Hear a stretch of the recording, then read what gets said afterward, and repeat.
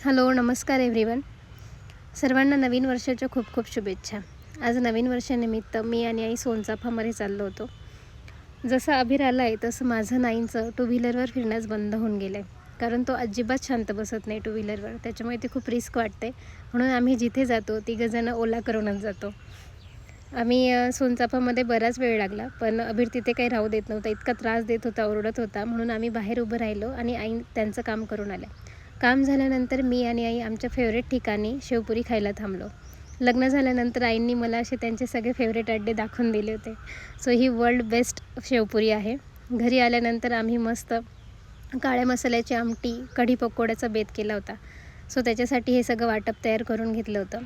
कांदा, टोमॅटो सगळं भाजून आणि आज आईंनीच भाजी केली. असं पूर्ण भाजून वाटप तयार केलं की भाजीला खूप छान तरंग येते आणि कलर पण छान येतो. मी आणि आई किचनमध्ये असल्यानंतर अभिर कसा मागे राहणार, म्हणून तोही काम करायला आला होता. त्याला असं बसून दिलं आणि आम्ही आमचं काम केलं. हे असं छान आमची आमटी तयार झाली आणि इकडे माझा फेवरेट कढी पकोडाही तयार केला होता. छान मस्त काळ्या मसाल्याची आमटी, कढी पकोडा आणि गरम गरम भाकरी असा आजचा मेनू खाऊन संपवला आमचा दिवस, वर्षाचा पहिला दिवस.